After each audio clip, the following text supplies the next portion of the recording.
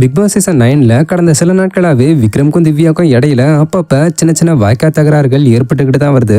அந்த வகையில அது போன சண்டே எபிசோட்ல பூதாகரமா வெடிச்சிருந்தது.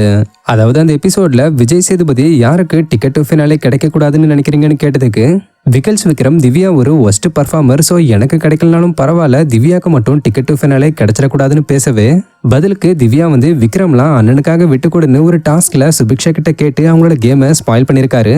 இப்படிதான் இவர் அண்ணன் தங்கச்சி கேமை விளையாடிக்கிட்டு வந்துகிட்டு இருக்காரு. ஸோ இவருக்கு டிக்கெட் டு ஃபினாலே கிடைச்சிடக்கூடாதுன்னு சொல்லியிருந்தாங்க. அதை தொடர்ந்து விஜய் சேதுபதி ஷோவை முடிச்சுட்டு போனதுக்கு அப்புறம் சுபிக்ஷா என்ன விஷயம்ன்றத திவ்யா கிட்ட விலாவரியா விசாரிச்சுக்கிட்டு இருக்கும்போது விக்ரம் குறுக்க வாய விடவே அப்புறம் அப்படியே அது பிரச்சனையா உருமாறி பெருசாகி 2 பேரும் பயங்கரமா கத்தி சண்டை போட்டிருந்தாங்க.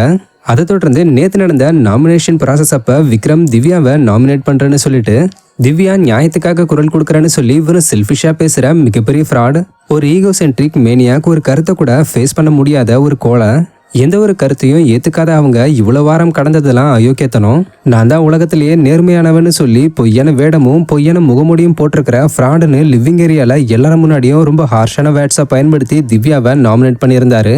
இந்த ஒரு விஷயம் இப்ப பேசு பொருளாகி பலரும் சோசியல் மீடியால என்னதான் இருந்தாலும் ஒரு பெண்ணை இந்த மாதிரியான வார்த்தைகளை பயன்படுத்தி பேசினது தப்புன்னு சொல்லிக்கிட்டு வராங்க. அந்த வகையில சீரியல் ஆக்ட்ரஸ் நேஹாவும் இது சம்பந்தமா பேசி ஸ்டோரி ஒன்று ரீசெண்டா ஷேர் பண்ணியிருக்காங்க. ஆக்சுவலா இதுல அவங்க என்ன சொல்லியிருக்காங்கன்னா, நம்ம எல்லாருமே நம்மளுடைய கருத்தை தெரிவிக்கலாம், ஆனா அது எல்லாத்தையும் வெளிப்படுத்த சரியான வார்த்தைகளை பயன்படுத்துறது ரொம்ப முக்கியம்னு நான் நினைக்கிறேன். ப்ரீ பிளான்ட் ஆக்ஷன்ஸ்னால இந்த மனுஷன் மேல நான் வச்சிருந்த மரியாதையை இழந்துட்டாரு.